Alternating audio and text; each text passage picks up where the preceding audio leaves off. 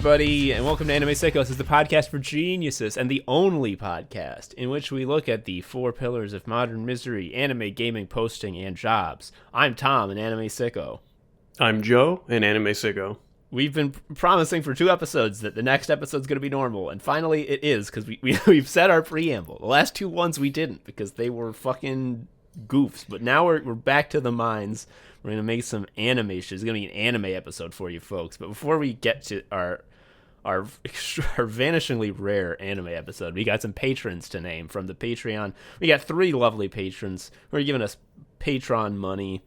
Sure hope Patreon doesn't become an NFT. At the time of recording, today was the day that Gumroad, which I don't really understand what they are, but I think creators like indie comics people use them. The Gumroad guy went nuts. Yeah, NFTs. He got nutty with it. It's just really cool. Yeah, how you can watch a company melt down like that. Mm-hmm. It really it gives you a lot of confidence about the state of the economy. That's just something that can and will happen a lot.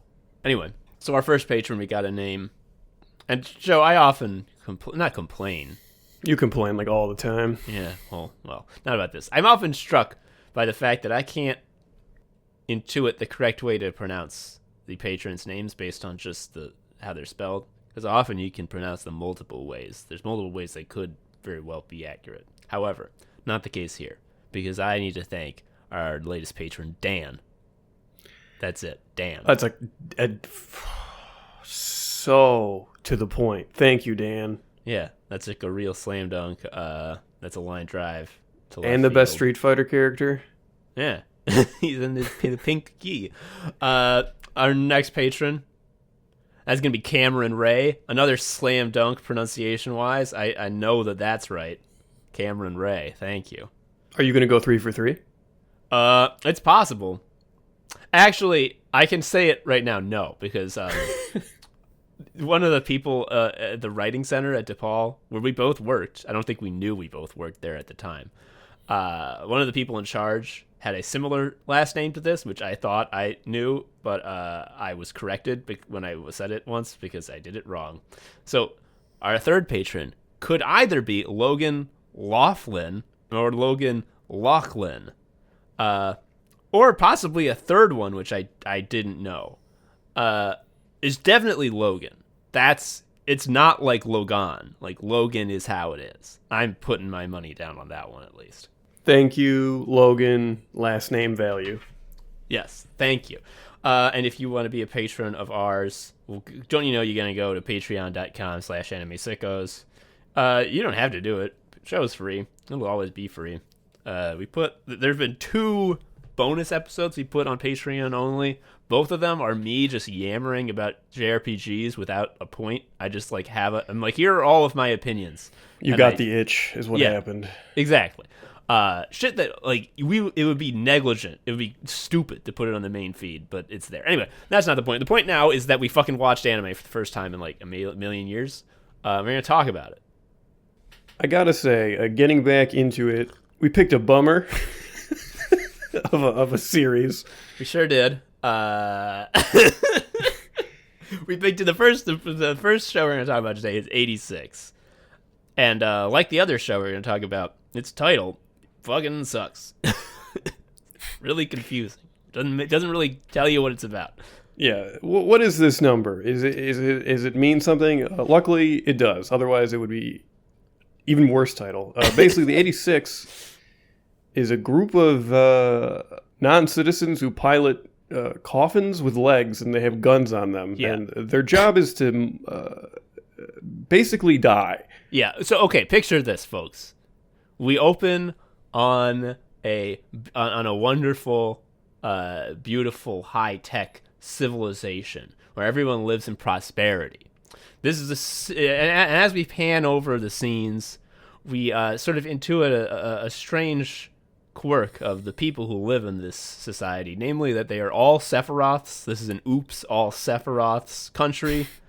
Every motherfucker is Sephiroth, and they keep saying that they're at war with this other empire who has an automated fully robotic army called the Legion, and that they're definitely winning against the Legion, and that this country of Sephiroths has a unmanned drone army of hyper intelligent drones that are able to destroy Legion fucking like battalions, and there have been no casualties because they're unmanned drones. Well, they're manned.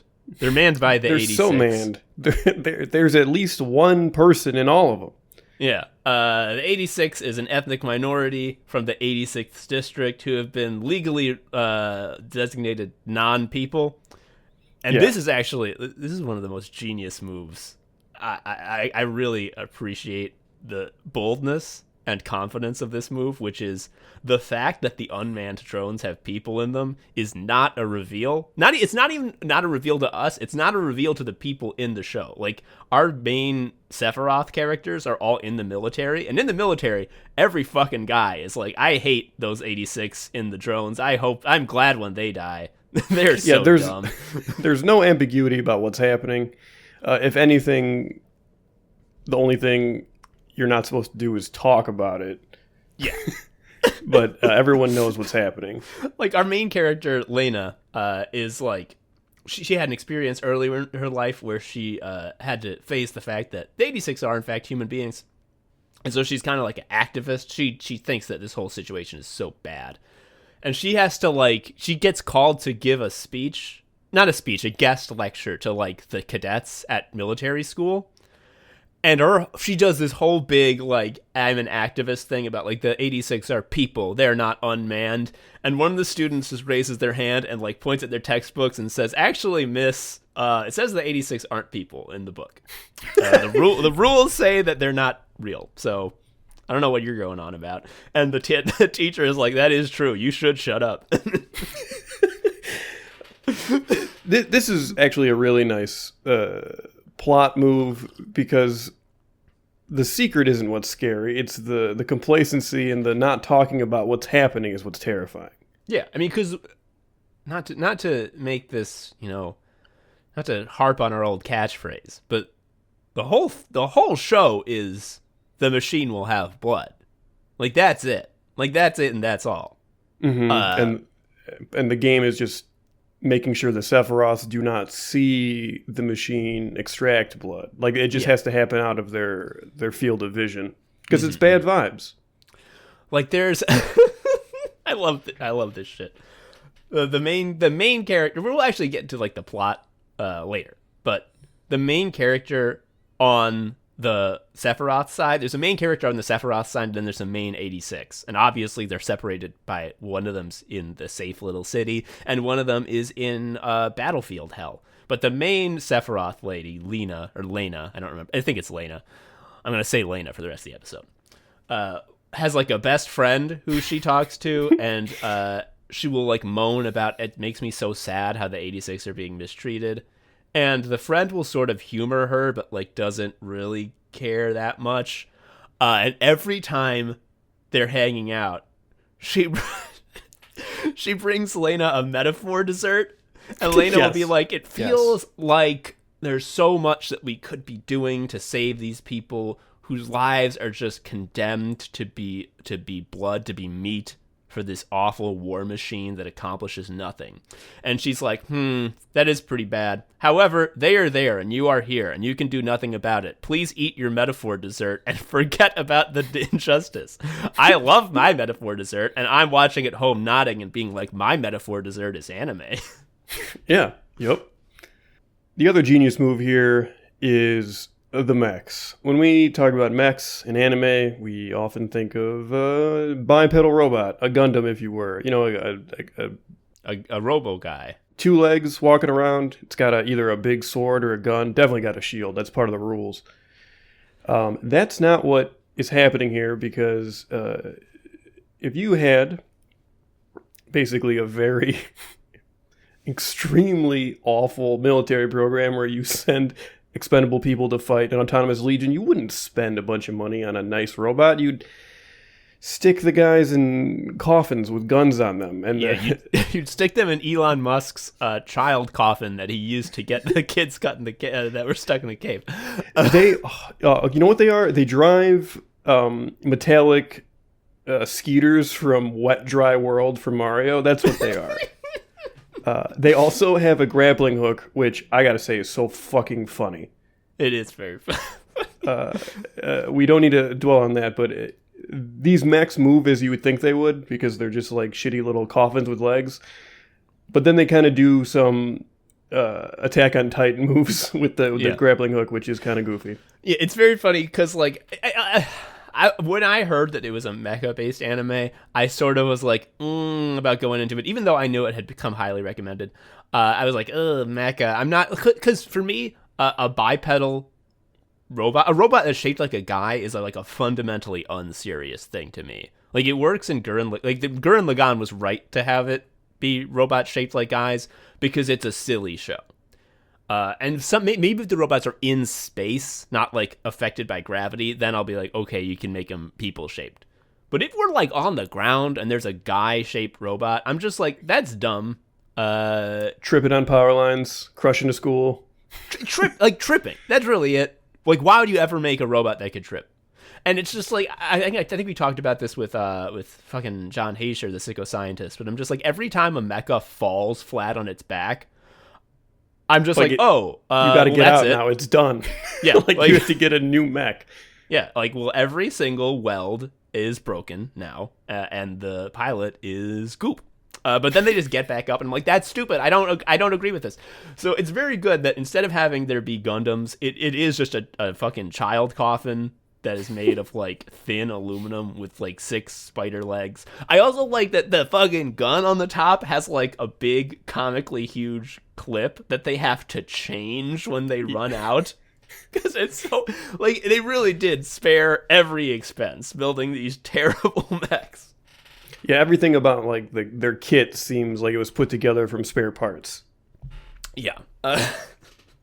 There's also the so we're going to get into the actual plot soon. And here's the segue. The other sort of tech, like the sci-fi tech that is included here, is the para-raid, which is the way that the Sephiroth handler can communicate with the 86 battalion that they are in charge of. What the para-raid does is it allows your brainwaves to sync up with the brainwaves of others. It is a total neural sync with your squad, where you are completely sharing a mind. However, because this does run the risk of overloading your synapses and frying your brain because you're experiencing too much input, the para-raid is limited to only sync one of the 5 senses, hearing. What Tom is describing is a phone. It's a phone. Yeah. You could, I guess, sync smells or taste. Like you could sync with your squad before you bite into a burger and like share it with people, I guess. But it would make the metaphor just even more metaphorical. Oh, that's a good point. Yeah. But it's basically just a cell phone. That's what it is. It's a headset. Okay. So the plot of the episode, or rather the series, here's what actually fucking happens. Our main character, Lena, is an extremely annoying fucking activist. She's a white woman, so like you know what you're getting into. The fucking 86 call the they call the Sephiroths white pigs all the time. In episode 6, like all of the 86 have a picture of her, and like they just all roast her. They all like do like the best white pig jokes. It's so fucking funny. But if you want an anime where white pig is said a lot, this is probably one of your best bets. Yeah, it's very fun. Okay, so she is assigned to be the handler for the 86 squadron called Spearhead. Spearhead is the most advanced and experienced squadron that has the most success and the most battles. And the other thing about them is that they every single one of their handlers has fucking lost their minds and either quit the military or unalived themselves. So this is considered like, why would anyone take this job? This is a cursed job. But she's like, no, I believe in the 86, and they deserve someone who can really take care of them and treat them like people, not like machines, not like an expendable resource. I will care about them.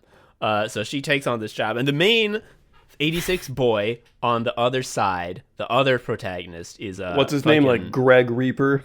His name is Reaper, the Undertaker. So named because every time one of his comrades dies, he carves their call sign out of their destroyed mech and keeps them in a box that he brings with him everywhere, so that one day when his watch is ended, he can finally give them all the rest and burial they deserve. I'm immediately thinking of Marge Simpson saying, "Hey kids, can you lighten up a little?" This is... we can get to this later. But the pacing of absolutely devastating reveals is almost comical in this show. Like, every episode, something new is revealed that makes all the shit that you thought was depressing before, like, 10 times more depressing. Yeah. We'll say the specifics, but just imagine as it goes on, it's like, oh, by the way, the mechs do run on diarrhea, so we all have diarrhea all the time. It's awful here. Anyway, just want to let you know that. It's so good. Okay. So, this happens pretty early on, and I was kind of... I thought it was pretty cool. I respected the writing for having gone here, which is obviously the fucking 86 squad, the Spearhead squad, thinks very little of the new white pig. They're basically just working at the office, and they keep getting new managers, and it's like, yes, you're new. Like, you are the one who doesn't know how to do things, and you're supposed to be my boss and telling and like managing. Like, I don't need a manager. Yeah, like, not only that, the new managers are making it about themselves by going insane or unaliving themselves. Exactly. It's just like, all that this manager is every once in a while we have to do a fucking one-on-one, and it's like, this sucks. So they think very little of Lena, and she like tries to help out. She's like, "Oh, I'll email you maps of the current battlefield that'll help you with tactics." And she does that, and like one of them gets on the para-raid and is like, "Excuse me, miss, thank you very much for the maps. However, please do not ever send us things during a battle, because the Legion can trace our Wi-Fi and get exact coordinate logs on all of us when you do that." And she's like, "Oh, really?" And they're like, "Yes, please do not do that. We will die." Yep. It's very funny. And the thing that I'm talking about is like, she wants to like have just like every day, I want to talk with all of you, just man to man, person to person, not as your commander, but as your friend. And they have a bad battle where one of them gets killed, and this fucking guy, the 86 guy whose like gimmick is that he's constantly sketching everything. He's just drawing everybody in his big sketchbook. He gets like a 5-minute just like full on rage rant where it's shitting on her, but also shitting on just the lib activism instinct, which is like, hey bitch, you think you're so great because you're helping out us poor little idiots. We stay in the coffins. Yeah. You go home and you sleep in your bed with your metaphorical dessert. Like, you are doing this to feel better. Yeah. And not actually changing anything. Yeah, your little fucking calls with us every night, that's great. We don't want to talk to you. Us talking, like, you talking to us gives us fucking nothing and gives you everything. We're still the ones who are impoverished here. You are helping not at all. Your little fucking charade of being a nice girl is not helpful. It does not change the material reality. Your activism is useless and self-serving, and you are no better than your friend who eats the fucking dessert. We would prefer if you treated us like meat rather than this stupid charade. And I'm like, oh, that was what I was thinking. Holy Holy moly! They actually went. The fact that they go for that and they like explicitly state it very early on is like, I appreciate that. That is a big swing. He gets done going off and he goes back to sketching. Yeah. They're like, hey, that was a little harsh. Like, are you gonna apologize to her? And he's like, I will apologize for being harsh. However, did I lie? And it's like, I guess you didn't. And like, that's a big thing with the whole story is Lena trying to figure out, like, she does have the right intentions. She does have, like, even the weakest lib activist in the real world does have good intentions. They do want the world to be better. They just don't know what to do about it. And they're really, and like in this instance, there really is actually in every fucking instance, all systemic problems, there's very little you can do, like one person. This is another gold standard of, I will change the system from within. I will get to know it intimately. And using that knowledge, I will use institutional power to change it from within. That doesn't really happen in the show or like in life. I think her like uncle is like an ex-military guy. He's like a high up guy, and like she's just starting her career, and she like talks to him sometimes, and she'll like go on about like it is unconscionable what we're doing to the 86. These are not subhumans. These are people just like us. There's literally nothing different between them except they're all stuck outside of the fucking castle walls of this country, dying for nothing. And we're here reaping the benefits. Like, this is an awful system. And he's just like, yeah, I know that. Like, do you think, like, I'm old? Like, I made it. I made this happen. Yeah, it's like, it's quite bad, my dear. Like, what are we supposed to do? Like, what do you want me to do? It's like, what you gonna do something crazy? Like what's the solution? She's just like, I don't know. And it's like, you just gotta go with it. You either gotta quit or go with it. And he's like, okay. It's also worth noting that this is like her job, and it's like their life on the other end of it. Commanding these units are like resume items. It really is. Like she gets. She is required at some point, like, to go to this like military function because it's like Independence Day for the country or something. Can we talk about the flag? What do we think about the flag? It looks dumb as fuck. It's a bad flag for this country. I think it sucks so hard it kind of rules. The first time I saw it, you know what I thought? I thought it was like a flag for a sexuality I hadn't heard of yet. It's just bars that are in a really weird set of colors that doesn't really go together. And I'm like, is this sapiosexual? Is that what this flag is? Yeah, I like the flag because it's just 5 random colors in a line. They're not good colors either. Yeah, but she has to go to like the Independence Day ball or something, and she goes in like a funeral dress because she's trying to be like, it makes me sad how the 86 died. And everyone's just like, what the fuck's her problem? Yeah, why is she goth? Yeah, like because it's a workplace function. Imagine if like we still went to the office. Imagine if I had to go to my job and like there was an annual like party about like it's the day that the company was founded. We'll have a little cocktail party. Yay, everyone dress in your best. And I'm dressing up in funeral clothes to protest all the spreadsheets that get deleted. And it's just like, what are you talking about? Yeah, and no one dances with her. Yeah.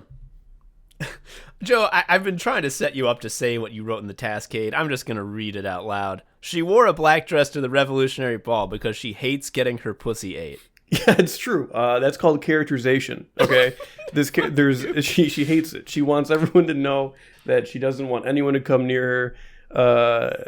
I respect that. Yeah. She was like, "No hotties will dance with me," and that's what happens. Yeah, it's true. I mean, I can't lie. Nothing you said was a lie. I'm also another thing to. There's this anime is so deeply unsubtle. Like it's constantly like looking at you and grabs you by a lot of the look. Their show, not tell or whatever the fucking correct phrase is, but this anime loves to grab you by the collar and just say, "Do you understand? Are you following?" Like, are do you also know you're living in an evil empire? Do you also know that you're a Sephiroth or an 86? Which one are you? What are you gonna do about it? Are you gonna sit and eat your metaphor pudding? And of course, my response to that is our drones in our evil empire don't have people. So I'm off the hook. Another thing that's very just like, oh, come on, is that the Legion, the robotic army, the autonomous robotic army that the other empire has, it's also said pretty early on, like, we're almost certain that the other empire doesn't fucking exist, that the goddamn robot army just went berserk and killed all of them. Yeah. And so there's just nothing left but the remnants of their fighting force. It's a whole platoon of Teslas on autopilot that are just fucking destroying everything. Fuck, dude, that's exactly what it is. Both sides are Elon. Okay, so the 86 are in the child coffins that Elon made in Thailand when he called that diver a pedophile. And the other side, the Legion, is just Teslas on fully automated driving. Okay, cool. Good to know. He's making money on both sides. Exactly, he's the worst. So they all say, like, one thing that we know about the Legion is that they were designed to have a 2-year span of, like, active duty, at which point they will start deteriorating and they will no longer be functional. Eventually they'll just break. And that fact is also why they sort of justify this awful drone program, because they're like, oh, well, we just got to throw bodies at it for 2 years and then we're done, right? Yeah. It is indistinguishable from that move that we always do whenever we have a fucking fiction episode of this show, which is someone at the beginning has to say, this will never get bad or fucked up.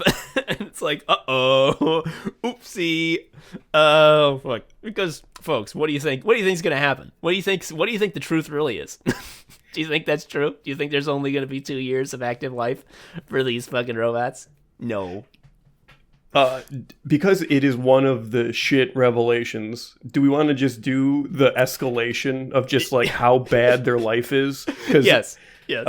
When put in a list, it's kind of funny because it's just a fire hose of misery. Yeah. So like the first shit that you get right off the bat is, they're not unmanned. The 86, these people, human beings, are piloting the drones, and their deaths mean nothing to this evil empire. That's like 30 seconds in. The second escalation is it becomes very clear that Lena is not going to be able to improve their lives, and she's just doing activism cosplay.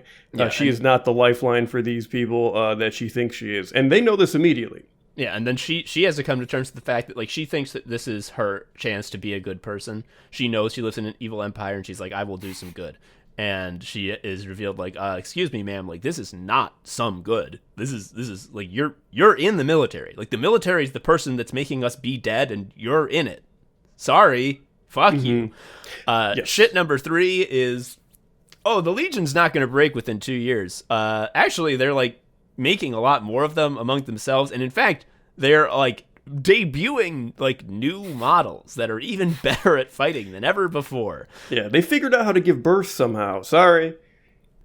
Number 4 is I don't know if we said this before, ma'am, but when we die they take our brains. Yes. So the reason that the Legion can make new fucking robots and they're not all going to break in 2 years is what they do is when they kill an 86, if you don't like retrieve the body or destroy it, and that's another thing that the Reaper does that makes him the Reaper, is if someone is dying, he will put a bullet in their head to destroy their brain. Because if the Legion can steal an intact human brain, they can sort of make a supercomputer out of it, which can create and then control a bunch of new legions that are even smarter and better at murder than the normal ones that don't have a human brain controlling them.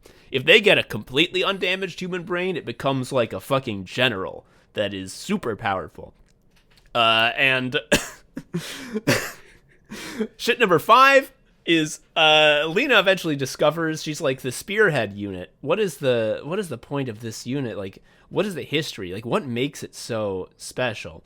And we see a couple of flashbacks of the spearhead unit being founded, and it's all people who are coming from other units who are nearing the end of their sort of term, because when you're an 86 living in the shit district, you can enlist to be one of the drone pilots. And it's like, if you can survive 4 years, you are going to be given citizenship.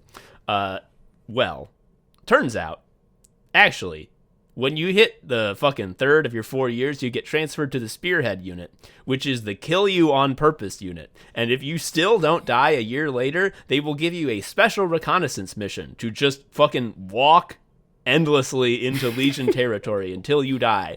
And Lena is like, guys, did you know? And they're all like, yeah. Like, what? Did you not? We're the kill you on purpose unit. Did you not? Wow, that's really gotta hurt for you. No, we knew. Yep. And then shit number 6 is, so the main brain they took, that's my brother's brain, and I hear him talk to me, and he says Halloween words all the time. Yeah, so our main guy, the Reaper, his brother got his brain took. Also, you know how I said that Lena had an experience where she was forced to grapple with the 86 are real people? Well, that's because her dad, who was a fucking activist cosplayer as well, took her to the front lines to see what war was really like. And they got caught in an actual fight. Her dad died, and she was saved by one of the pilots, who was the Reaper's brother. And she was like, wow, what a great guy. I love him. And then the fucking Reaper, whose name is Shin, I'm going to call him Shin. Shin is like, oh yeah, my brother's brain got took. He's one of the main generals of the Legion. And also, our fucking family is psychic, so when he thinks of things, I hear those words in my head. And also, fucking, did you know? Because I'm hearing them when you para-raid link up with me, you hear the ghost talking the Halloween words also. That's what drove all the previous handlers insane. It's like, oh, okay. Fuck. Yeah. There's a nice little plot development on that front, which is Lena is trying to contact them because the Legion is coming, and they're like already in position, and it's not clear why they know already. The answer is because the Grim Reaper heard the Halloween words, and he's like, all right, we gotta go, guys. The random encounter is starting. Yeah, I'm hearing a guy go, ooga booga. In my head, that's my brother, that's my dead brother. And there's like also a thing where like, the dead brother, when he was alive, and this is another fucking weird thing. This is a twist that I did not think was happening, which is that like the fact that the 86 are like an ethnic minority that has become legally non-persons who are not allowed in the country happened like within living memory. Like the Grim Reaper, who's a teen, and of course he's a teen because he's the fucking protagonist. He was like 5 when it happened, when like he got expelled from the capital where he and his family lived. And like something that I think like he had like a little Sephiroth friend who he like talked to and was like, something's happening to us, I'm scared, and she like ratted them out like extra much so that their parents got killed. And so the brother resents him for like, you're the reason they died, and he's trying to keep it down. Like, he's trying to keep it hidden. He knows it's not correct to think that. But one fucking moment he snaps and he's like strangling him. He's trying to kill him, being like, you did this. You got us sent out of here. You had our parents killed. So like the whole time Lena's like, oh, your brother? Oh, he's such a nice guy. He really changed my life. And Shin's just like, yes, that's, good. Well, I hate his brain that taunts me. Yeah. Well, I wear this big scarf to hide my strangling scars that I got from him, and his evil ghost brain has killed most of my friends. Fuck. It's really... This episode's kind of been a long time in coming because I've had... the first season's only 11 episodes, so it's quick to get through, but I've had to, like, bug Joe to finish them. It's a bummer. It's a bummer. It just is, because like you watch it and then every like 10 minutes it points at you and it's like, do you see how you're the comfort slut who lets this happen? And I'm like, oh man, I don't know. Yeah. Every time Lena says no to a metaphor dessert and leaves it uneaten, don't you understand that you yourself would eat it all up like the white pig you are? And I'm like, oh, I am white. Fuck. Yeah, it's a bummer. I would not. It's not. I'm not saying it's not bingeable, but it's the kind of binge where you got to be in a certain headspace. Yeah. Here's something actually that I think should be brought up. You might be wondering. So okay, the sort of ethnic majority, the Sephiroth people, they all have grayish silver hair and Sephiroth eyes. What are the 86? Like, if they're an ethnic minority, what are they? They're every other type of anime person, is what they are. It's when you do character creator and there's all the hairstyles, that's everybody else. Yeah, every single one that isn't Sephiroth is an 86, and it's so like. And at first, I was like, "What the fuck? How is this a ethnic group? Like, this is like all types of people." But then it hit me. Well, there's a twofold reason for this. One, it really just drives home the fact that all of these ethnic distinctions are completely arbitrary, much like how race in our real world is an arbitrary distinction invented so that hate has a hook to hang on. And also, number two reason to do that, oh, buddy, imagine if they did pick a race to be the 86. Oh, no, that would be so bad. What a tasteful choice when you think of the big picture. And, like...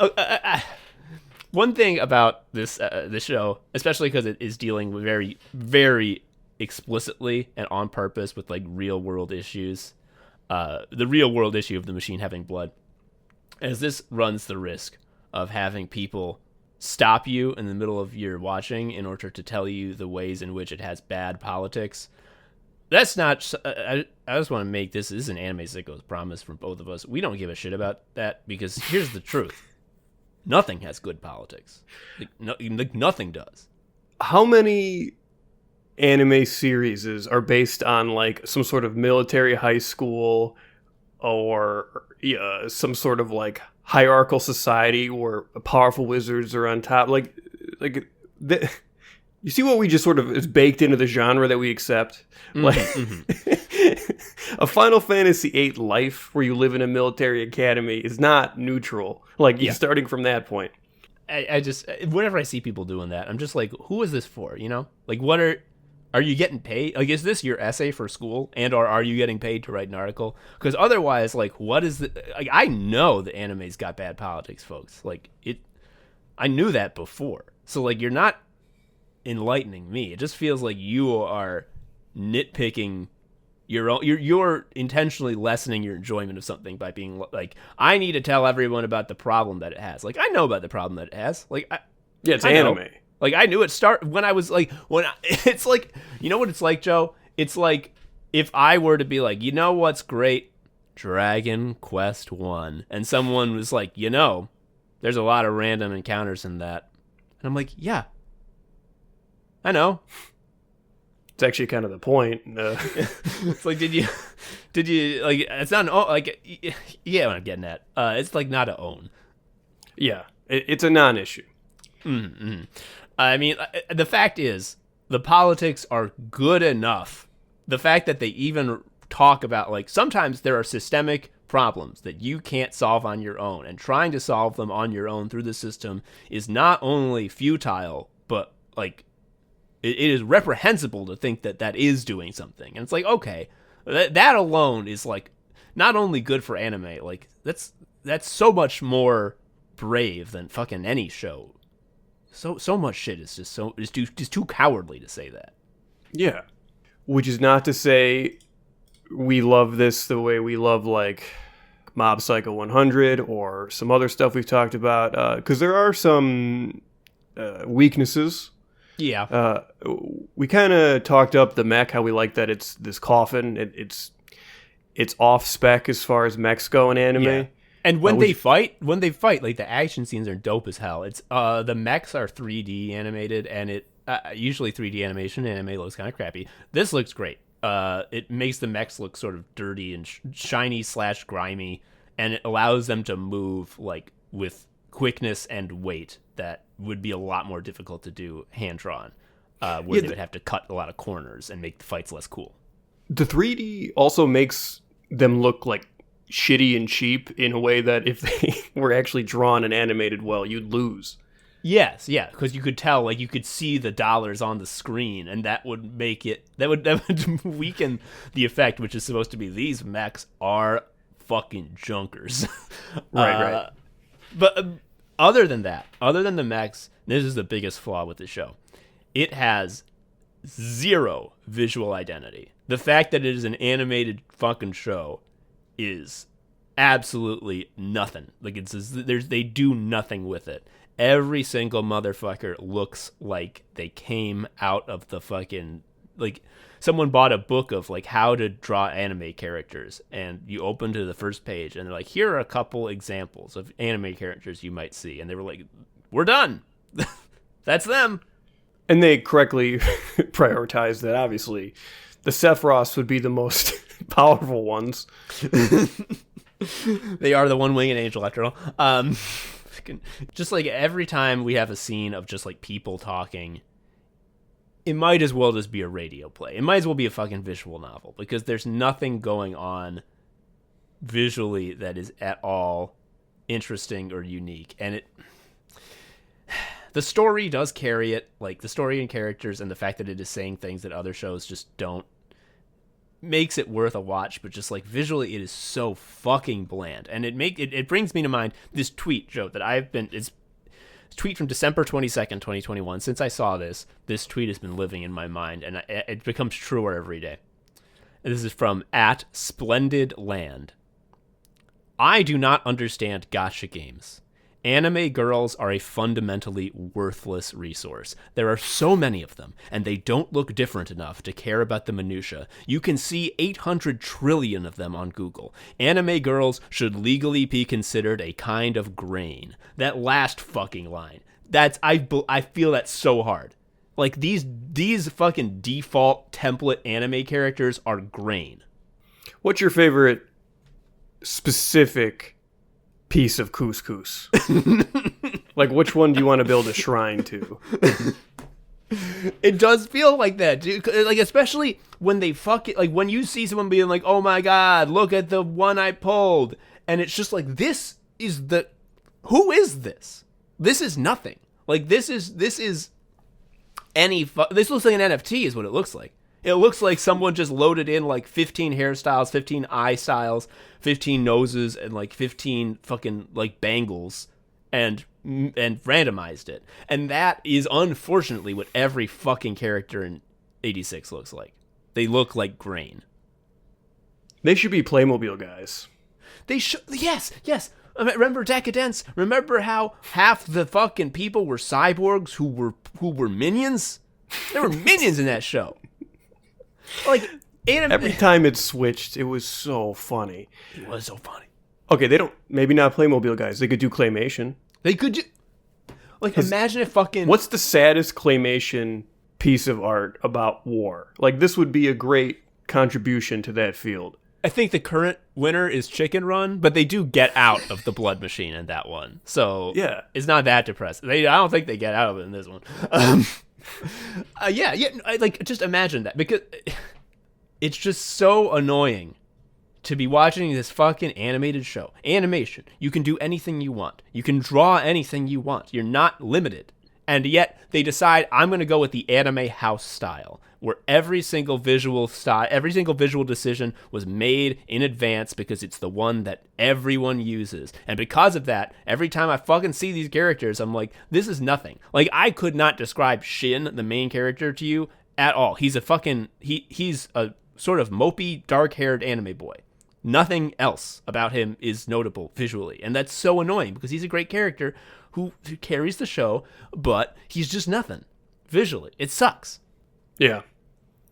You know what doesn't have that problem? What? What doesn't? Is Ranking of Kings, which is is about a cute little guy just fucking going around. Yes! So, Ranking of Kings, folks, this show owns. It's not even, the first season isn't even over, and we're already recording an episode about it, because it's like, we don't even need to see it stick the landing to know it will. This show, and also if it doesn't stick the landing, anime never sticks the landing, so it's fine. The things that make the show so fun are already in flight and have nothing to do with how it ends. Yeah. So this show just like visually, from a just purely looking at the key art perspective, like if you look at the fucking marketing materials, like you can tell, oh, this looks different, which I cannot tell you how far that goes to making me care. Like if someone's like, oh, you have to watch this show, and I look at it and the big like image on Crunchyroll or whatever is a fucking anime girl, again, it's like grain. It's like, oh, I know you're tired of Wheat, the show, but check out this new show. And I'm like, I hope it's not about wheat. And then the fucking... It's barley, dude. Yeah. It's like, oh, it's another one of these fucking people. They look different. Their eyes don't look like anime eyes. It's so good. It's very apparent on the Crunchyroll app because they have this front and center because it's awesome. It's a great show. And obviously its style contrasts with the anime house look everywhere else on that app. Yeah. Like, I think, just straight up, here's something. I think just, like, the biggest way that you can, like, sort of tell it's different is in 86, every fucking one has exactly the same silhouette. Everyone looks the same. The only difference is their little hairstyle. And all their hairstyles are fucking from the character creator. In Ranking of Kings, which I just gotta say, what a terrible title. I'm gonna be calling it King Show from now on. The fact that there is ranking is not important to the show. I have a huge problem with ranking when we talk about the numbers in a little bit. When we get to that, yeah, put a pin in that. I need to unload. But like in King Show, everyone's silhouette is so goddamn different. Like our main character's a little guy. All like the big four knights of the kingdom, like the strongest knights, like they have different shaped heads, dude. Yeah, and fun facial hair that affects their silhouette. Yeah, and like different body shapes too. Like it's so refreshing to be like, oh, I'm actually looking at something like cool and novel, which never happens in anime. Or rather, it never happens in anime scenes that aren't fights. Even when you have your sort of stock house style guys, when they're fighting, cool shit can happen. See the fights in 86. But when they're just standing around, it's just like, okay, when's the next cool thing I'm gonna like? If this didn't have fucking subtitles, I would be looking at my phone because there's nothing to look at here. But the King Show, it is gorgeous. Look, it's fantasy. There's knights and stuff. There's wizards, and the visual style really plays into that storybook feel. It's really fun. Mm-hmm. So, Joe, what's the show about? So it's about a little guy going around. The main guy, this little guy, his name is Boji. He's a prince, and he's a Precious Moments doll, and he's got 0 in strength. It's his dumb stat. It's shit.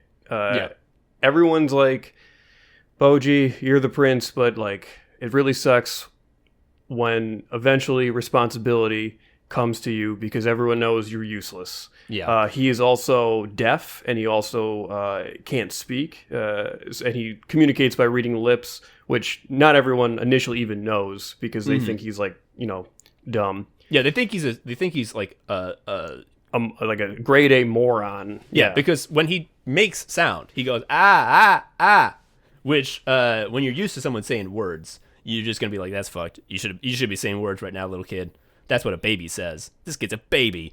No, he's not. A few people around the castle do know sign language and speak to him in sign language, which every time it happens, it warms your heart because like they're making a fucking effort. But yeah, everyone knows that Boji doesn't have any strength and he's not going to be a good king because in this world, the ranking system of kings is like if you're a king, you get ranked based on how prosperous your kingdom is, how many great knights your kingdom employs, and how strong personally you, the king, are. And so they know that if he ever becomes king, the fucking ranking's going to be dog shit because he can't lift heavy things. Right. His dad is, I think, ranked 7th, and he's, like, unbelievably strong. He's the case where his strength is, like, bringing up his rank. His other stuff is lower. Yeah, and his dad, let's be clear, is a giant. He's not a giant man. He is a giant, like a different race. He's the fantasy race giant. And it's all the more confusing why Boji is, like, fucking... Like, he's shaped like Dexter's Lab. He's like 2 feet tall. Yes. Yes. And so everyone's just like, what a dud of a child. This kid's never going to be a good king. Here's the thing. He's perfect. He's the perfect boy. And I don't want to say powers up because he gets more skillful, but he doesn't like actually get stronger in the sense that like he suddenly taps his potential and is now able to lift 5 pounds. Like that doesn't happen. What happens is who he is exactly, and the best parts about him get stronger. Yeah. And I think critically, those parts start to be recognized by people. Because people look at him and they see short, can't talk, fucking weak. Those are like three things you can't have. You gotta be tall, you gotta be strong, you definitely gotta be able to fucking talk. So this kid, like, he's got nothing. He from the beginning is incredible. He already has like incredible speed and agility and is the kindest and most caring and most pure-hearted little boy. It's just that no one sees or cares about those things. And like part of the journey is not like I need to become stronger. It's like I need to become more confident in the strength I already do have and make others see it. Which I wonder if there's any real-world parallels to that. Probably not. I probably can't apply that to my own life. No. For one, you're not royalty. That's true. That's another fucking thing. Let's go back to that old point for a second. Any motherfucker tries to be like, actually, kings are an inherently oppressive concept. It's like, yeah, I know. Let me watch the King show. Yeah, but like there's a ranking of them, and like the strongest king is on top. Do you not follow? Joe, what was it that you had to say about the ranking? I think it's time to take the pin out if you don't mind. Okay, there is... So the ranking, like the actual active ranking, like doesn't happen that often. Like it's not like a big ceremony where you get shown. It just shows someone struggling, and then a guy wearing a clown mask is like, your ranking is 5. And Boji's brother, who has a different mother, he is like competent. He looks like a rich kid that would be a villain in like a ski movie. Yeah. He looks like King Joffrey. He's like this skinny little turd, this lanky little skinny turd with his fucking coiffed blonde hair and his pointy nose, looking so smug. And when he becomes king, they show this scene where like you're getting ranked by this guy and you fight like a golem or something. It doesn't matter. They don't show it happening. They just show them being tired after. And the guy's like, your ranking is 90, keep at it. And the problem with saying your ranking is 90 is that now I'm thinking about like the other 89 guys. Like, what do they look like? I gotta meet them. Yeah, I would like to meet them, and you don't meet them. You meet a lot of cool guys, but we're talking 90. No, you don't see fucking 90 guys. You can't dangle that in front of me. We gotta talk about the guys though, because this show, when you have a character who starts off, especially your main character who starts off basically great. How do you deal with that? Don't you want your character to start off weak so that he can have an arc, or flawed so that he can have an arc? How are you going to handle that? Well, they do the One Punch Man solution, which is a genius solution, which is, the little guy, the main guy, he's great. He like already kicks ass. However, all around him are a million guys who are all embroiled in this web of schemes and politics and underhanded trickery and shifting loyalties. And the little guy, he's off going around. He's busy having a little quest. He's just going around, He's in the eye of the tornado. He doesn't care. And he says, miss me with that shit. All the little schemes, everyone's hidden motivations and little trixies are just developing unhindered, unimpeded, so that they're allowed to get as bad as possible, so that as much evil can be developing behind the scenes as possible, so that when our little guy, who's perfect, finally does like reinsert himself into it, he can be like, oh, look at all these bad things. Fuck, let me just fix these. And then you're like, yay, he fixed them. And I love it. Joe, who are some of your favorite guys? Because there are so many fucking guys. And also, This is something about this fucking show, is that your opinion of the guys is going to fucking sway back and forth wildly. You're gonna love a guy, hate a guy, love a guy, hate a guy. The same guy. Just back and forth. It's incredible how the show does this with so many of the guys. Yes, every person you meet like betrays your trust, but then they get it back again. Yeah. But it is absolute curveballs. Like, HBO wish it could throw curveballs like this. Like, every single person you meet, you are going to be like, I understand this anime trope. I know, based on like the look of this guy and what I'm seeing in their first scene, I know what the deal is with this character. I get the trope. Surely there will be more to them that will develop later, but I sort of get the gist now.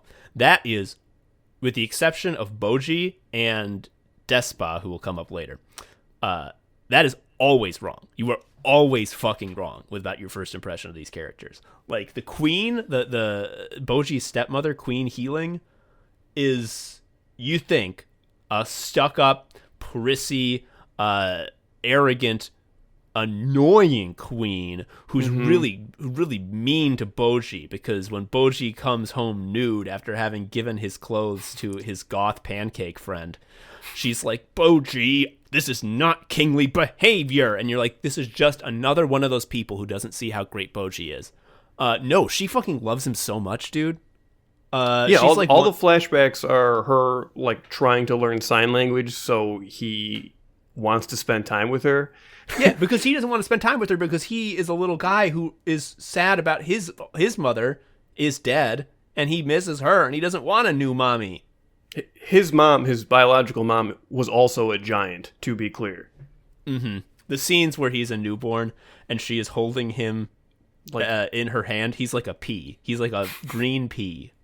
Yeah, her tombstone is also massive, and there's scenes where he goes and like brings her gifts, and it's just like, that's a big grave.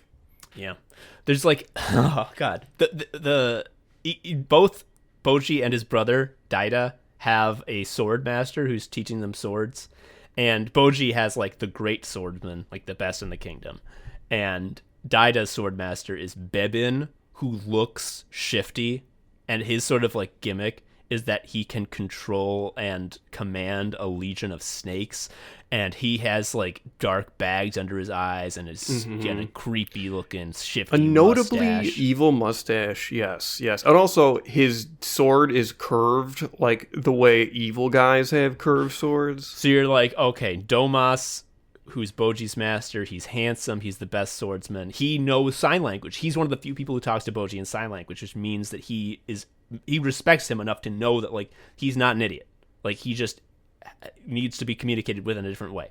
And so you're like, damn, this is a great guy, I love this guy. Bebin though, he's Daida's guy, oh, I don't like that. And like, he's mean. He finds Boji's friend, who is a goth pancake, who is just a little... Okay, hold on. We got to address this. So, any good anime has a hype man, right? Yeah, especially when your main character who can't talk, he just goes, You need someone to say what he's thinking. Correct. So, the hype man in this, and Boji's best friend, is Kage, who is... Tom's not wrong. He's a goth pancake. It's like two emoji eyes on the ground that also is a bag of holding and has like one hand. He's like a member of this like shadow clan, which has been like wiped out.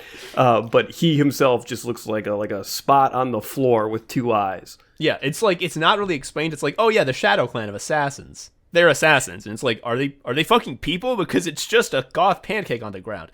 And like, when he's in the shadows, he's like invisible and he can sort of like, has an amorphous body. It can change his shape to a certain extent. And the country that his clan worked for has like expelled them as traitors, because they're like, we're done with you. You're no longer useful. And yeah, you're all assassins. Massacred.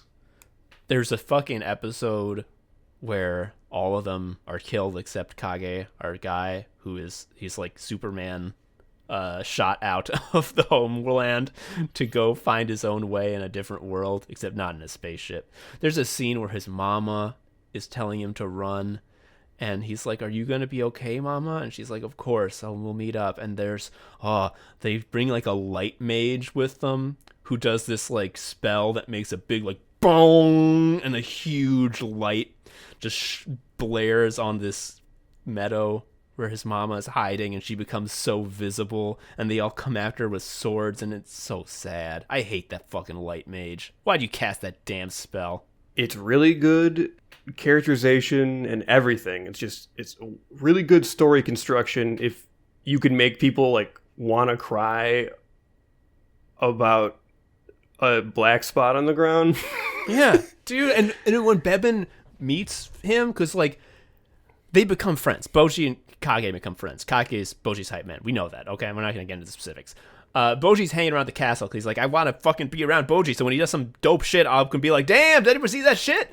Bebin finds him and is like, a shadow assassin. I know your clan. I thought they were killed for betraying the very people that they worked for, the very kingdom that employed you. You are nothing but a worthless assassin who is double-crossing everybody. And we're just like, fuck, no, don't let this evil snake bitch kill Kage. And then like there's a election because the king dies. The king's been sick the whole time. The king dies, and so who's gonna be the new king, Boji or Daida? And they vote to make Daida the king. And there's this spear knight who is like just this stoic guy who carries a spear and has a big cool nose. He votes for Boji, and so you're like, I know the spear guy got my back. Mike, the spear guy got Boji. I like this guy. He's great. Remember what we said about how your first impressions are always wrong. It pisses you in your eye. It punishes you for remembering that he voted for Boji. Yeah, so because he voted for Boji, Daida has Bebin, the snake man. He orders him to assassinate the spear guy because, well, you can't have someone who's loyal to Boji because they might want to depose you and put Boji in power. And there's a fucking scene where Spear Guy is just walking down the road, and he sees Bebin standing down the road, like, hey, buddy. And Bebin just takes his sword out and starts running towards him, and there's, like, no music. I'm pretty sure there's no score. If there is, my apologies. But it's a fight where it's just a guy with a spear versus a guy with a sword. No one does any special moves. No one does any magic. But it's one of the dopest fucking animated fights I've seen in so long. It's just, there's no gimmicks. It's just so good. It's gorgeous to watch. Parts of it are done from the Spear Guy's first person, which gives everything like a very fun kinetic aspect of it. And because there's no like special moves, no one's like saying lightning bolt and shit, the first person view just like feels really cool. Because, like, the only thing that matters is the clanging of the spears on the swords and that shit. And there's, like, they don't talk about it. They don't, like, say, like, I see you're here to kill me, eh? Yeah, yes. You shouldn't have... Like, there's no monologuing. It's just cold killer shit. Yeah. It's so good. Which is all juiced by its animation style. Because, like, all the violence in the show, like, is especially visually interesting because everything has a storybook quality, and there is violence. People get their arms fucking cut off and like their leg ripped off by like a manticore and stuff. Like there's stuff happening that is, just violence that's in anime. Yeah, and let's we gotta talk about some of the fucking shit that happens in the show because it's dope. There's sort of like, as we said, there's sort of two branches of the plot. One is Boji's little quest, and the other is everything else that happens with the people who aren't Boji. And I want to talk about this shit, because we were talking about this before we started recording. I want to talk about this because this is one of the dopest fucking things. And again, it's like in 86, where when I saw it happen, I'm like, I'm so fucking glad they had the guts to do this, because no one does. It's so rare that this happens. So Daida, who's the king now, who we hate, yeah? So he has this magic mirror who tells him stuff, and advises him and like wants him to be strong and great, yeah? And it's like, hey, buddy, like, we can rank you really strong right now. Like, how you just got ranked 90? That's so bad, dude. You could be stronger now. I could help you with that. And he's like, okay, let's give it a shot. And he's like, all right, pick me up because I'm a mirror, and let's go down to the basement. And there's two weird guys there. He's like, these are my guys. These are the mirrors guys. Trust them. Go with them. And so they go, and they are in this weird, like, freezer room. And there's the king's corpse, frozen. He just died, like, last week. Yeah, and also like a big red devil came out of his corpse while everyone Okay, was I was in the room. wondering if you were gonna say that. So the scene where the king dies is so fucking good because he's this huge guy in a bed and he dies because he's got anime sickness, which causes you to cough up blood.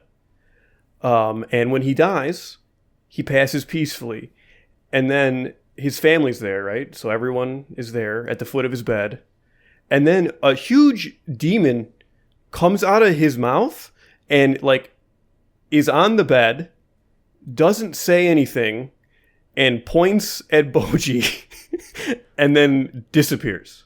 Yeah, and everyone's just like, is there was there any action items there, or do we just sort of pretend that didn't happen? It turns out they pretend it didn't happen. Anyway, so there's the king's fucking frozen corpse, and the mirror is like, chill, man, I'll handle this. And so what they do is they put the king's corpse in a big grinder machine, and they make sort of a goop out of it, and they take all the goop and they put it in this weird kiln, and like it turns into an egg, and then the egg hatches into a fucking weird dragon monster. I think it's a griffin. And then one of the mirror's guys cuts the griffin's head off and puts the fucking blood in a glass and puts some weird shit in it.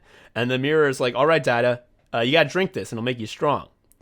Now, a lesser show would have the guy, if not immediately take it, be tempted.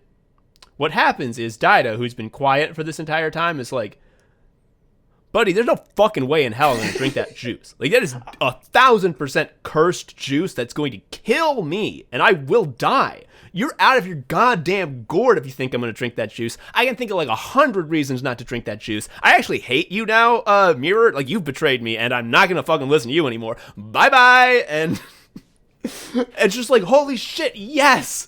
No one ever doesn't drink the juice. He's correct in assessing that, like, they just ground up your dad. Tom also, I think, undersold the sort of, like, bullshit Rube Goldberg aspect of it when they make the potion, because at some point, the bird they kill produces a gem. You didn't say that. The bird produces a gem, and they drop it in like an ice cube. I think what they do is they, like, cremate the body of the fucking bird, of the griffin, and they like get the blood from the head, and then when they cremate the body, there's the gem at the end. They put the gem in there and it makes the blood fizzle and turn black. Here's the shit. And then we get like the spear guy shows up. And he's like, what the fuck's going on here? And Dida's like, oh, I thought you were supposed to be dead. I put a hit out on you, but while you're here, can you check this shit out? Like, would you believe this? They're trying to they made my dad into goop. They're trying to get me to drink this goop. I hate this shit. You gotta fucking get rid of this mirror, my man. I'm not gonna drink this goop. And the mirror's like, hey, one thing though, before you get rid of me, let me just tell you one thing. And we don't hear what is said. And the spear guy is like, my king Dida, sorry that I voted against you. You don't have to kill me anymore. I'm on your side. And Dida's like, dope, that's awesome. He's like, and I also will definitely oppose the mirror. And he's like, all right, that's dope. I don't want to drink that goop. He's like, yeah, you can count on me. And then he absolutely atomizes him, turns him to dust with a fucking brutal gut uppercut. And when fucking Dida wakes up, he's drinking the juice. He's tied up and he's drinking the juice. Yep. He's going to drink the juice. He drinks the juice. So let's talk about Boji's training and how he becomes the best special guy. He's so cute. He's such a special guy. So, okay. His power is that he can his actual skill, in addition to being nice, is that he can schmoove when he needs to. He's got wave dashes. He has unbelievable footwork. It's really great. He can dodge anything. Yeah. His spacing is incredible. Like he fights Dida in like a spar early on because Dida's like, why is this the first son? I'm better at swords than him. Let's fight. And like fucking Boji is able to dodge and weave every sword strike and then like taps Dida on the head with his stick, which is not hard because he's weak, you'll remember, but he like taps him and Dida's getting furious. And eventually Domas is like, sir, you must fight in a kingly way. This is not a kingly way to fight. You must exchange blows with him. Yeah, and then Daida beats the shit out of him easily. And so while this is happening, I'm like, what do you mean like that bop on the head didn't count? If he had like a rapier, motherfucker would have a hole in his brain and be dead. So he gets one. Well, he doesn't actually get a rapier. What he gets is a thumbtack. Yes. So he goes to the underworld kingdom because there's supposedly a guy there who can make anyone extremely strong. He thinks it is the king of the underworld, Desha. Joe, can you talk about this guy? I love Desha. He has a shark mouth. He's just this big guy who has a really goofy mouth, and he's got a club, and he's king of the underworld. I really like him. And what happens is he makes Boji prove his strength ineffectually because he's a weak guy. And then Kaji's like, actually, his thing is dodging. And they're like, okay, well, I'm going to have my knight attack you. And he dodges all this shit. And then he's like, wow, I don't care about any of this. I also can't help you. I was just wasting your time. Yeah. But actually, the person they were actually supposed to meet is the king's brother, Despa, who, unlike the king, who is sort of like, he has that like sort of grayish skin tone, and like, he does have a shark. His shark mouth is like much wider than the rest of his face. It's like in his silhouette. Yes. Like he's got like a V-shaped head, but like imagine near that point of the V, someone put like a big almond sideways. That's his mouth. It's very funny, and he looks like shit. His brother is a handsome dandy who wears the dumbest pants of all time. Yeah. I think this is the only other character who your first impression of him is right, which is like, this is a goofy dandy idiot who is extremely good-natured. The only thing that I think challenges your preconceptions is you think this guy is clearly too stupid to actually make someone strong. His reputation is like, this guy can make anyone strong. You're like, that's surely not true. Yeah, no, it is. He's bullshitting. He's not. He's like, I have every weapon available, and I will find a weapon for Boji. And Kage is like, but won't the fact that he's super weak be a problem? And he's like, I don't think he's super weak at all, actually. And it's like, oh my god, someone loves Boji the way I do. And he gets... It's a very fun sort of like tease, because like Kage doesn't see the training, but like one day there's a huge crash, and then he checks in the room, and he can see Boji standing in front of a massive boulder that he has split in half, and he's like, what the fuck? Like, what did that? And Despa's like, you're not supposed to be this yet, bitch. And he closes the door in his face. Yeah. It's so good. Yes. So the actual weapon that Boji learns how to use is the scabbard looks like a little sword, and then when he removed the scabbard, it's even smaller. It's a thumbtack inside. Yeah, Despa's like, we use a fatter sheath. We use a fatter scabbard to trick the people into thinking he's going to take out a big sword so that it can intimidate them and prevent a fight from even having to happen. But it's a thumbtack.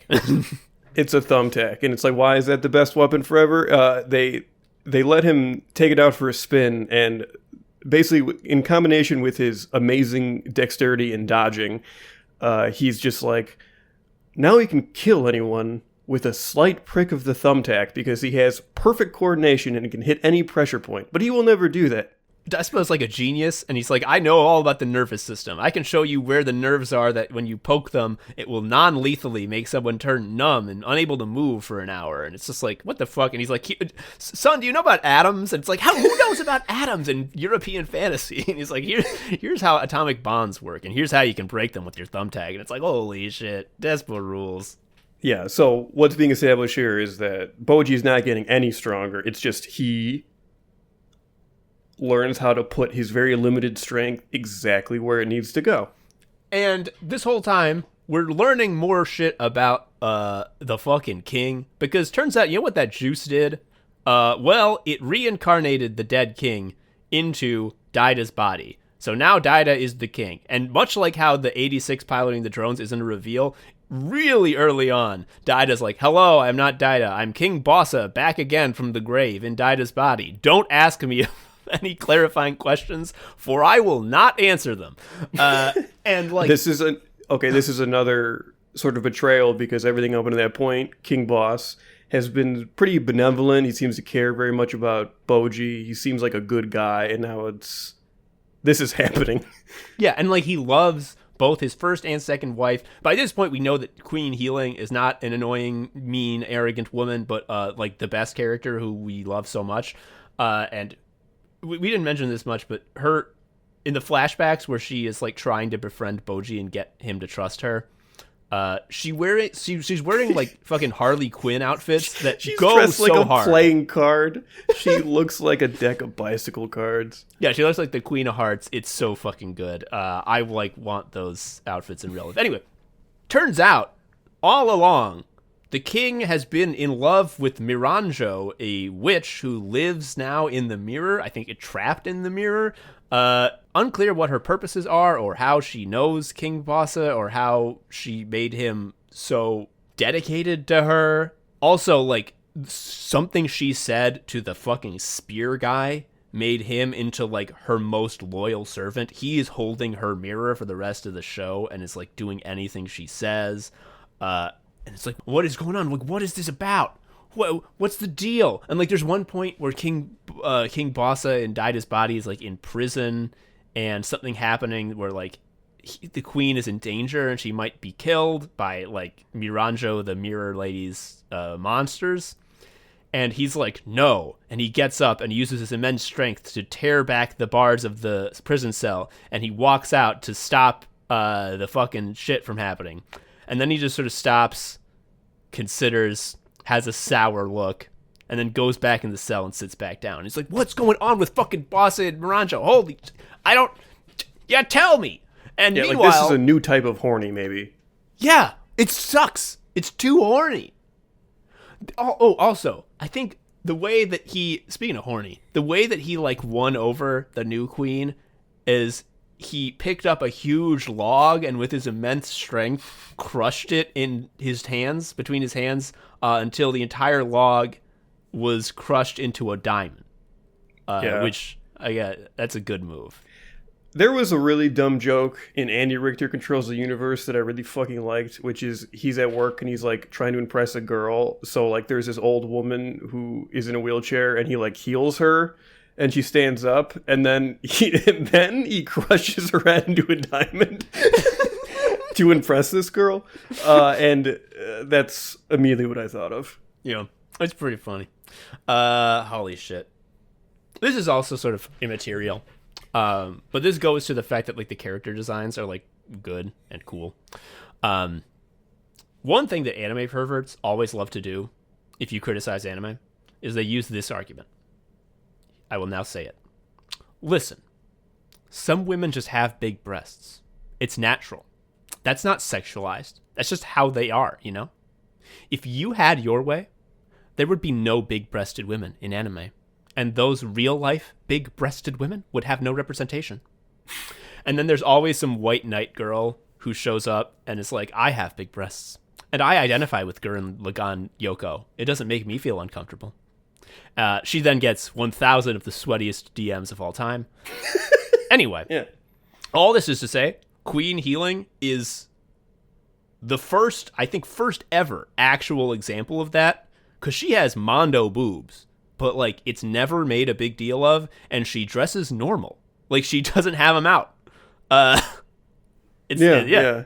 There's also not like focused panning shots as she like walks up the stairs. Yeah, it's incidental. And like this is something that like whenever anime freaks say like it's actually not a big deal, it's just how her design is, and it's like that's just how her body is. It's normal.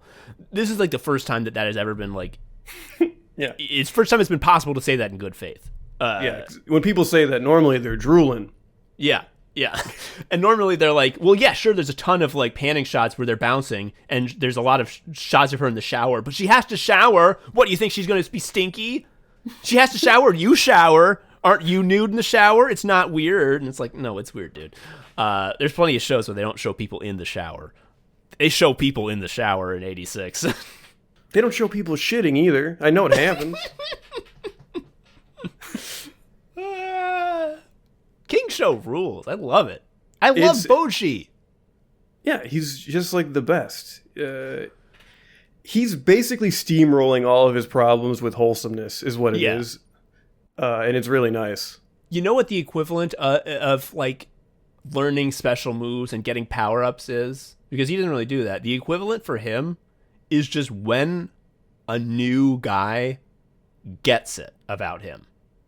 Because, like, every time someone gets it, you're just like, fuck yeah. Yes. Like, you need to build...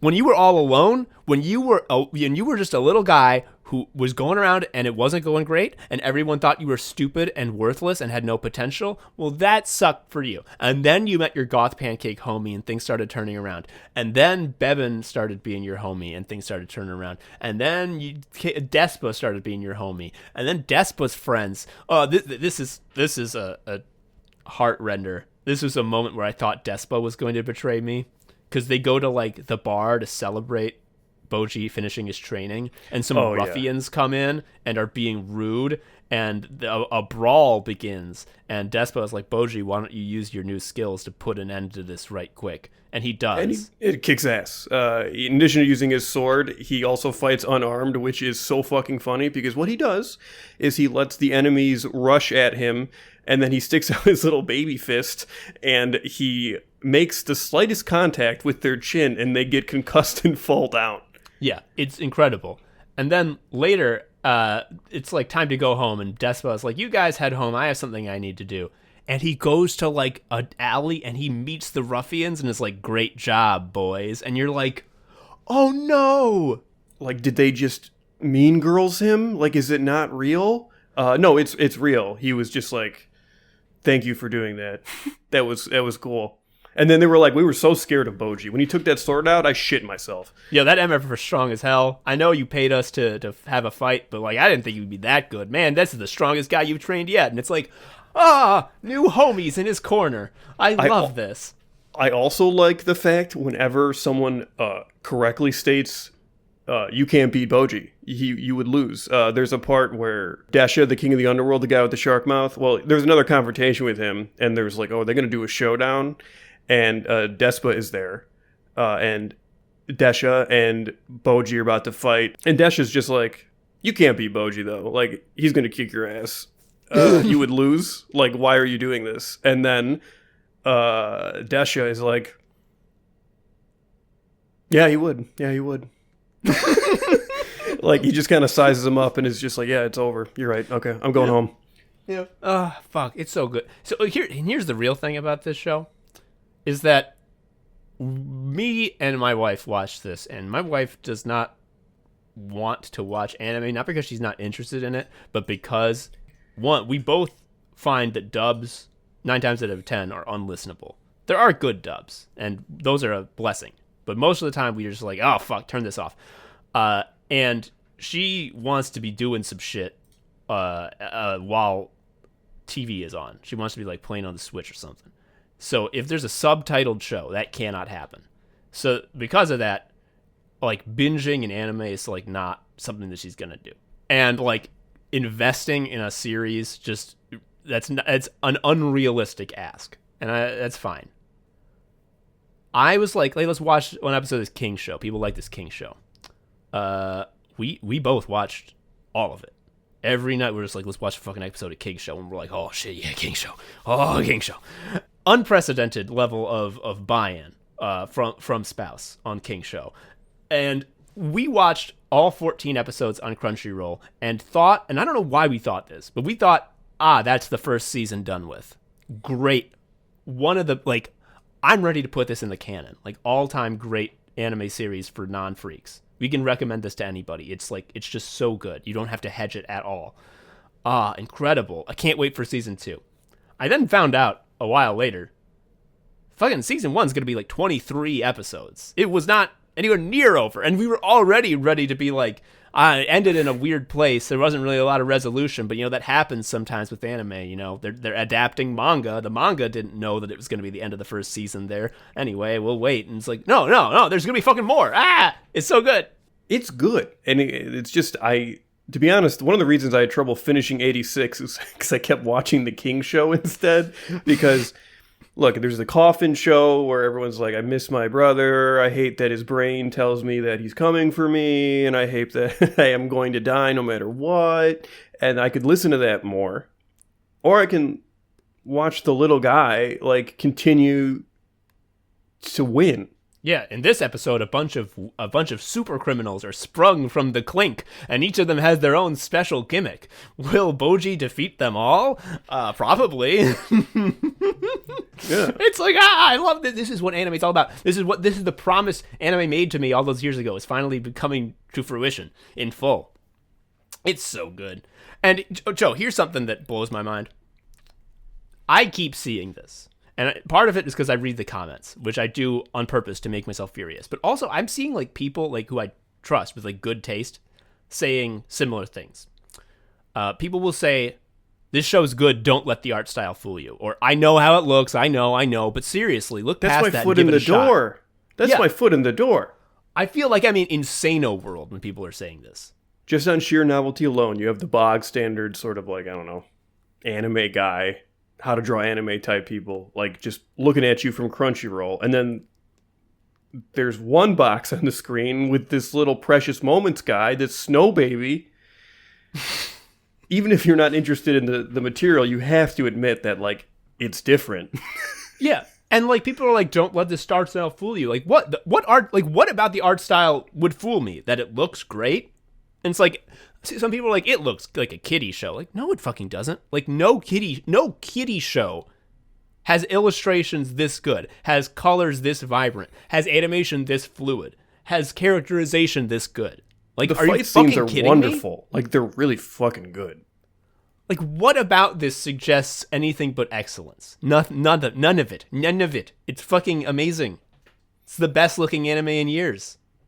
Oh, there's one thing I do have to say before we wrap up, which is, this is my wife. My wife demanded I say this while we're on the section of cute, funny kings. This is not something we would talk about normally because it is a comic that is posted on Instagram. But I will say, the cartoonist Nick Edwards does a strip called Kingly about a dumbass king who is shaped like the letter P. That is, buddy, one of the funniest fucking comics that I've read in a long time. It's very silly. If you want to look up that, you're going to have a good time. If you like Ranking of Kings, if you like King Show, you're going to like Kingly. So yeah, that's all. That's what I had to get out of the way. Otherwise, I would get yelled at. And the reason we just talked about 2 animes in one episode, does it represent a renewed interest in the medium? No. We did this so we don't have to do like an anime episode for another fucking year. Yeah, this is, we're fucking, our whole slate's wiped clean. Yeah, this is like kind of like a type of post-nut clarity kind of. Shit, dude. Fuck. Anyway, that's all the time we have for God damn it. That's all the time we have for Anime Sickos. I've been Tom, an Anime Sicko. I've been Joe, an Anime Sicko. We'll see you next time. These are good shows. You check them out. Bye-bye. Bye.